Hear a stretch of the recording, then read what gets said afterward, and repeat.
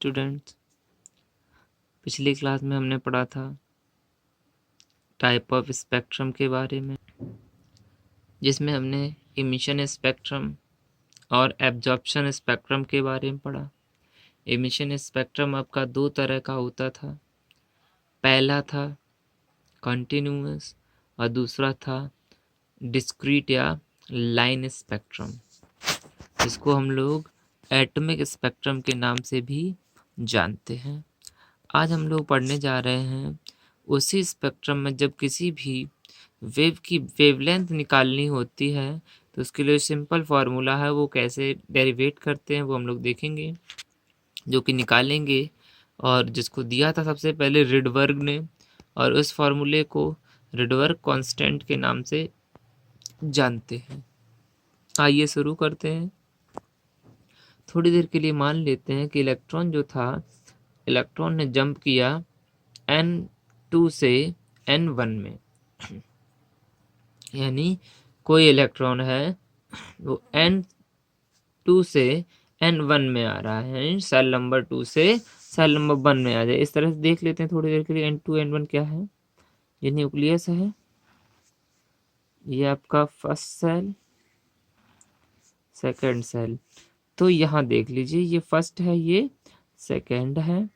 तो इस वाले इलेक्ट्रॉन का जब ट्रांजिशन इधर को होगा तो एनर्जी को रिलीज करेगा। एनर्जी रिलीज होने किस फॉर्म में करेगा? इलेक्ट्रोमैग्नेटिक वेव्स के फॉर्म में एनर्जी को रिलीज करेगा। ठीक है, जब एनर्जी रिलीज हुई तो ये इसका जो ट्रांजिशन है वो कहलाएगा N2 से N1 वाला ट्रांजिशन। ठीक है, तो N2 से N1 का ट्रांजिशन निकालने के लिए हम सबसे पहले पता करना पड़ेगा एनर्जी कितनी होगी इसकी।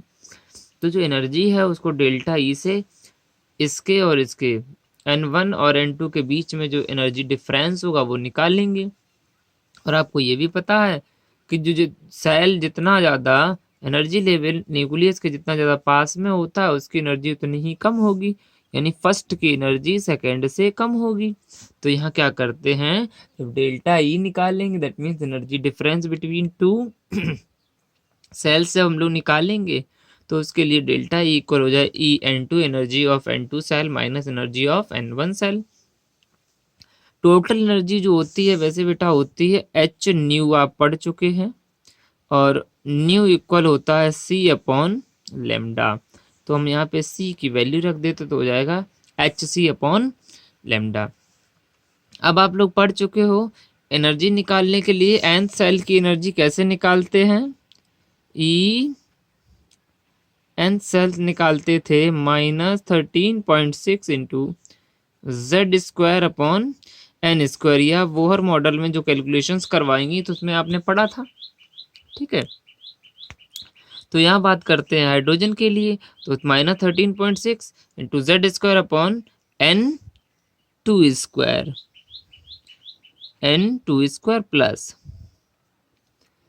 प्लस क्यों हो गया? क्योंकि ये माइनस की एनर्जी आती है, देखिए इस तरह से, तो माइनस माइनस क्या हो जाएगा? प्लस हो गया। ठीक है, तो यहाँ Z की वैल्यू आपकी 1 थी, पहले देख लेते हैं। हमने HC/λ लिखा, इक्वल 13.6 में से कॉमन ले लिया, और Z² दोनों में है तो इसको भी कॉमन ले लिया। तो यहाँ आपका आएगा 1/n1² माइनस 1/n2²। ठीक है, अब आप कहोगे सर यहाँ माइनस आ गया, तो पहले N2 आगे था, इस बार क्या आगे है? N1 आगे है। ठीक है, नेक्स्ट स्टेप में हम क्या करते हैं, इस जगह पे HC से डिवाइड कर देते हैं और HC से ही मल्टीप्लाई कर दिया। ऐसा किसी को समस्या तो होगी नहीं, क्योंकि जब हम चाहेंगे HC से HC कट जाएगा, है ना। तो HC से ये इधर का HC कट गया। ठीक है, तो अब आपका क्या बनेगा formula? 1/λ equal 13.6/HC into Z², bracket में लिखेंगे 1/n1² माइनस 1/n2²। एक तो ये फॉर्मूला आपको मिल गया है किसके लिए? वेवलेंथ निकालने के लिए। ठीक है, अब इसको थोड़ा सा और एक्सप्लेन जब किया गया तो देखा गया, अब देखिए यहाँ से आप n2² माइनस n1² आपने कर लिया यहाँ से, तो इसको क्या बोलते हैं? 13.6। H और C ये दोनों कांस्टेंट है, ये भी कांस्टेंट है, तो जब इसकी वैल्यू निकाली गई तो वैल्यू को हम लोग आर से डिनोट करते थे, और आर क्या था यहाँ पे, रिडबर्ग कांस्टेंट था। क्या था, रिडबर्ग कांस्टेंट, जिसकी वैल्यू होती है 1.09 इंटू 10⁻⁻7 मीटर इनवर्स। ठीक है, रिडबर्ग कांस्टेंट कैसे आता है, 13.6 अपॉन h इंटू सी को जब हम लोग सॉल्व करेंगे तो आपको रिडबर्ग कांस्टेंट की वैल्यू मिल जाएगी। ठीक है, तो यहाँ पे हमें रिडबर्ग कांस्टेंट की वैल्यू को याद नहीं करना है। क्या याद करना है वो अभी हम आपको बता रहे हैं। ठीक, तो रिडबर्ग कांस्टेंट की वैल्यू को याद नहीं करना है, हमें याद करना है 1/r की वैल्यू। क्या याद करनी है, 1/r की वैल्यू, जो कि होती है 1/r इक्वल होता है 911 एंगस्ट्रॉम। ये वैल्यू आपको याद रखनी है और ये बहुत ही ज़्यादा इम्पोर्टेंट, आगे न्यूमेरिकल में इसका यूज होगा। अब आप देख रहे हैं कि आपने एनर्जी लेवल्स हम इस तरह से नोट कर लिया थोड़ी देर के लिए। ये एक रहा, दूसरा ये, तीसरा ये, चौथा ये। ठीक है, तो ये जो एनर्जी लेवल्स थे, अब क्या हुआ, फर्स्ट की एनर्जी -13.6, सेकेंड की -3.4 इलेक्ट्रॉन वोल्ट, फोर्थ की -1.51। अब आप देख रहे हैं कि जो लाइंस हैं वो ऊपर जाते जाते बहुत पास होती चली जा रही है, एनर्जी बढ़ती चली जा रही है। एक सेल से एडजेसेंट से दूसरी एडजेसेंट सेल के बीच के जो एनर्जी डिफरेंस है बहुत कम होता चला जा रहा है। ठीक है, मान लीजिए एनर्जी जो इलेक्ट्रॉन है वो सेकेंड से फर्स्ट में आया। ठीक है, इसी तरह से आपका थर्ड से आ गया फर्स्ट में, फोर्थ से फर्स्ट में आ गया। अब आप देख रहे हैं यहाँ जो इलेक्ट्रॉन हैं वो ऊपर के सेल से, जितने भी ऊपर के सेल्स हैं वो ग्राउंड स्टेट के सेल यानी फर्स्ट सेल में आ रहे हैं। तो वहाँ से एक नई चीज मिलती है हमें, जिसको हम कहते हैं, एक सीरीज बनेगी जिसको हम लोग लाइमन सीरीज बोलते हैं, और ये जो वेव्स होती हैं वो लाइमन वेव्स कहलाती हैं। इसको देख लेते हैं। When electron is returned back from any energy level to first energy level, then emitted waves are called Lyman waves. जब इलेक्ट्रॉन किसी भी एनर्जी लेवल से फर्स्ट एनर्जी लेवल में आता है तो जो वेव इमिटेड होंगी, जो वेव्स इमिट होती हैं वो लाइमन वेव्स कहलाती हैं। ठीक है, तो अभी देखते हैं। अब हम लोग निकालते हैं इसकी वेवलेंथ क्या होगी, है ना। फर्स्ट सेल की वेवलेंथ क्या होगी और लास्ट सेल की, सॉरी लास्ट जो ट्रांजिशन होगा उसकी वेवलेंथ क्या होगी, लास्ट वेव की। उसके लिए हम लोग क्या करते हैं, तो देखते हैं। Calculate lambda when electron de excites from n equal to n equal 1। यानी हमें लैम्डा की वैल्यू निकालनी है जब हमारा इलेक्ट्रॉन n इक्वल 2 से n इक्वल 1 में जाता है ना। तो निकालते हैं। फॉर्मूला आपको पहले से ही पता है, 1/λ इक्वल होता है r z² 1/n1² - n2²। तो यहाँ n1 की वैल्यू 1 थी क्योंकि फर्स्ट में आ रहा है, और कहाँ से आ रहा है, 2 से। तो 1/λ इक्वल हो जाएगा, z मीन्स हाइड्रोजन के लिए यूज कर रहे हैं, 1 होता है तो 1 का स्क्वायर 1। यहाँ हो जाएगा आपका 1 - 1/4। सॉल्व करने पे 1/λ इक्वल हो जाएगा r3/4। ठीक है, अगर लैम्डा की वैल्यू निकालोगे तो इस टर्म को भी उल्टा करना पड़ेगा, तो लैम्डा इक्वल हो जाएगा 4/3r। अब यहीं से इसीलिए आपको वैल्यू याद करने को नहीं कह रहे थे, क्योंकि r इक्वल होता 1/r इक्वल होता है 911 एंगस्ट्रॉम। तो कर दीजिए यहाँ से, लैम्डा इक्वल हो जाएगा 4/3 912 911। अब इसको आप देख रहे हैं नीचे हम लोग एडजस्ट कर सकते हैं अप्रॉक्सीमेट वैल्यू लाने के लिए। यहाँ पे अगर 2 कर दें तो ये पूरा पूरा कट जाएगा, है ना। 3 3 जा 9 और 3 4 जा, सॉरी 0 आएगा बीच में, 3 3 जा 9 और 3 4 जा 12, है ना। उसके बाद में लैम्डा इक्वल हो जाएगा 4 इंटू 304 जो कि आएगा आपका 1216। ये जो है इसकी जो वेवलेंथ आएगी, इसका जो लैम्डा आएगा वो 1216 एंगस्ट्रॉम के इक्वल आएगा, है ना। कितना आएगा 1216।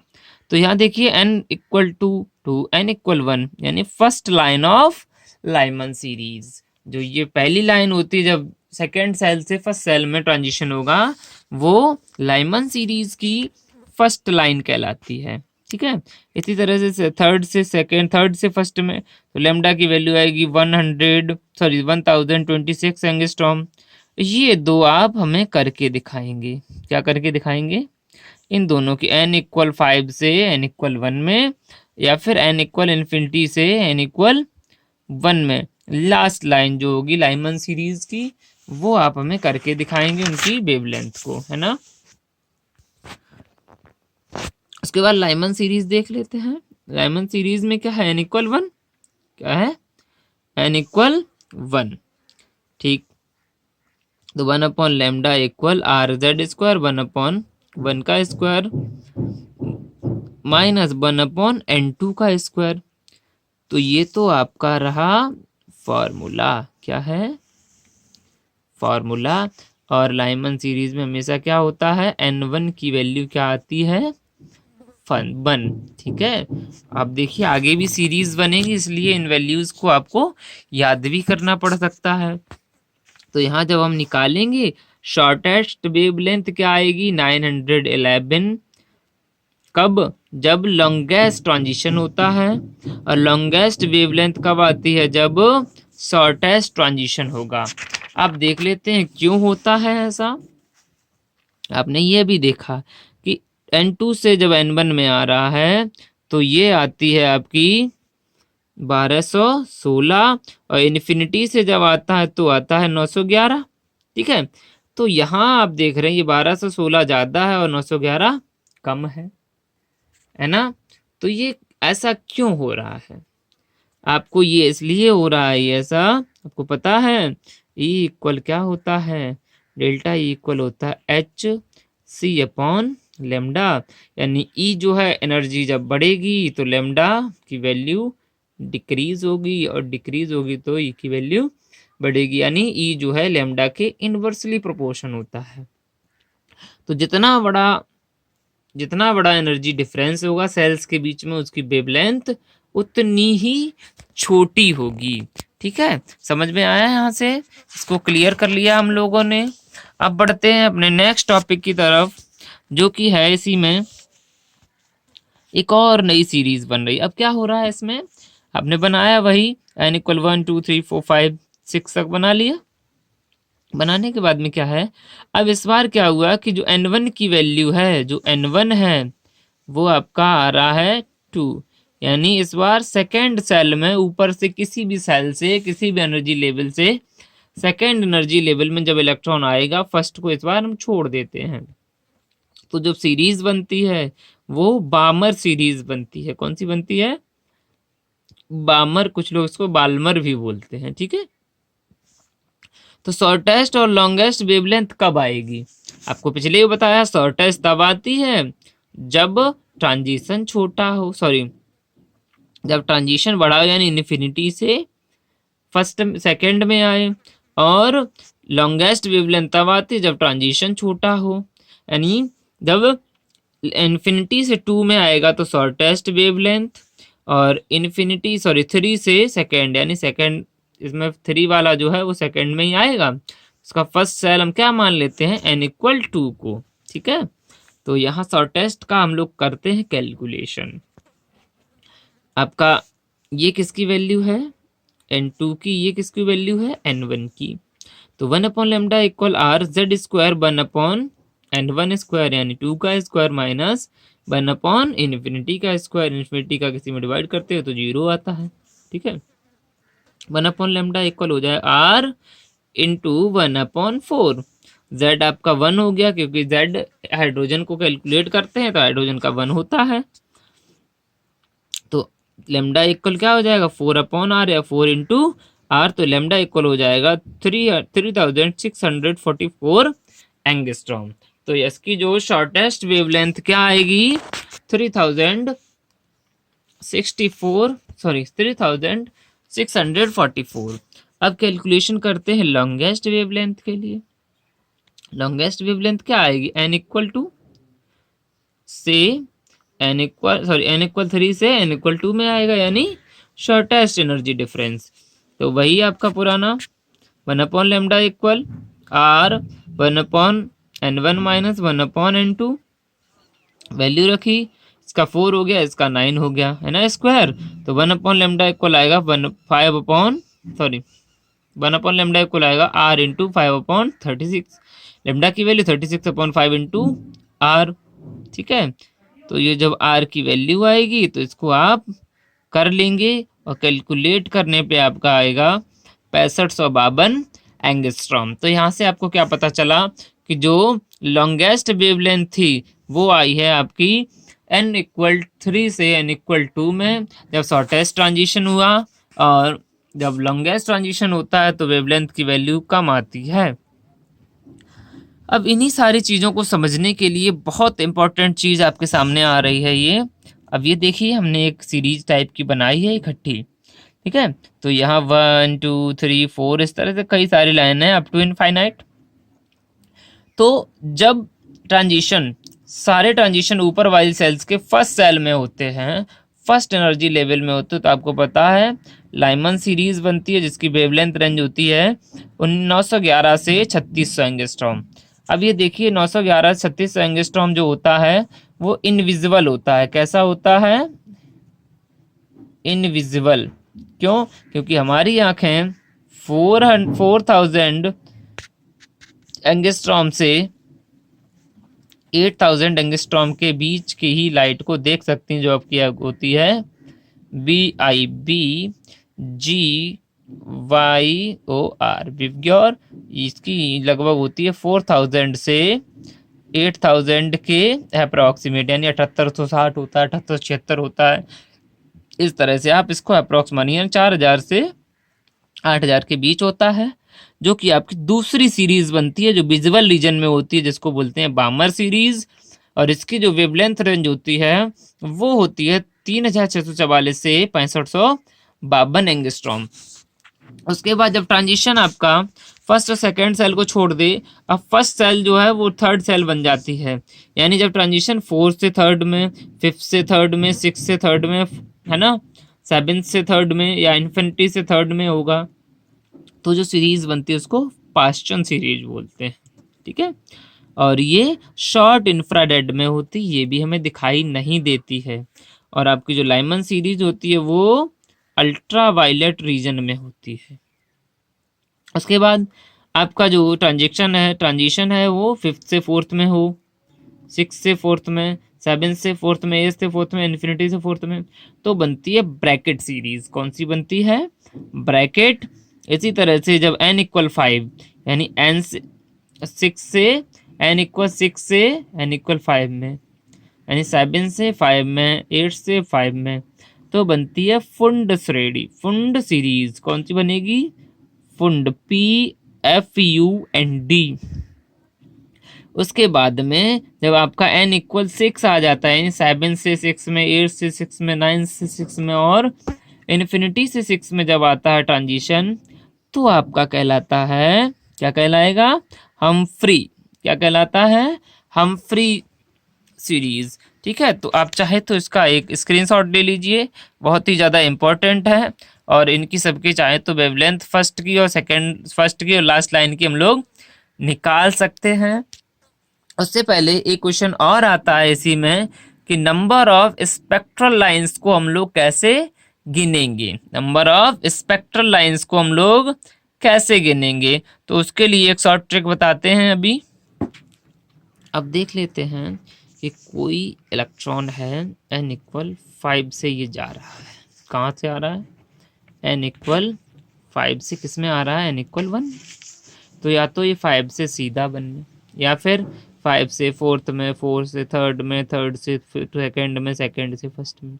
तो आपको हर एक बार अलग अलग टाइप की वेवलेंथ दिखाई पड़ेगी, है ना। तो देख लेते हैं कितनी तरह की वेवलेंथ हमें दिखाई पड़ेगी। एक तो पहली तरह की ये हो गई, फिफ्थ से फर्स्ट वाली। दूसरी देखते हैं, फिफ्थ से फोर्थ, 2, 3, 4, 5, फिर 5 तरह की हो गई। या फिर ये इस तरह से होगा, फिफ्थ से सीधा थर्ड में और थर्ड से फर्स्ट में, तो ये 5 हो गई, 6 और 7। और उसके बाद फिफ्थ से सेकंड में और ये इधर, तो यहाँ कितनी हो गई, एक हो गई, 7 हो गई थी, 8। उसके बाद में इधर देखिए, यहाँ से यहाँ ये 9th और ये 10th, ठीक है। तो यहाँ देख लेते हैं इसको, इसकी जो शॉर्ट ट्रिक होती है वो ध्यान रखना है। नंबर ऑफ ट्रांजिशन या फिर नंबर ऑफ स्पेक्ट्रल लाइन के लिए हम लोग फॉर्मूला लगाते हैं n2 माइनस n1, दूसरे ब्रैकेट में n2 minus n1 plus 1 equal upon 2। Example दे देते हैं आपको, n इक्वल 5 का ही ले लेते हैं। तो 5 माइनस 1, 5 माइनस 1 और प्लस 1 क्या हो जाएगा, अपॉन 2, इक्वल हो जाएगा 4 इंटू 5 अपॉन 2। 10 lines I. इसी तरह से n इक्वल ले लेते हैं 4, तो रखिए वैल्यू, 4 माइनस 1, 4 माइनस 1 माइनस, सो 4 माइनस 1 प्लस 1 अपॉन 2 क्या हो जाएगा, 3 इंटू 4 अपॉन 2 कितना हो जाएगा, 2 3 जा का हो जाएगा ये 9, सॉरी 2 2 जा, 2 2 जा तो आपका हो जाएगा ये 6। इस तरह से आप लोग स्पेक्ट्रल लाइंस को कैलकुलेट कर सकते हैं। जो न्यूमेरिकल प्रॉब्लम्स आएंगी वो आप इसको, इससे रिलेटेड जो भी न्यूमेरिकल प्रॉब्लम्स हैं इनको करिए, और इसको कम से कम इस वीडियो को 2 बार देखिए ताकि आप अच्छे से इसको समझ सकें। Thank you.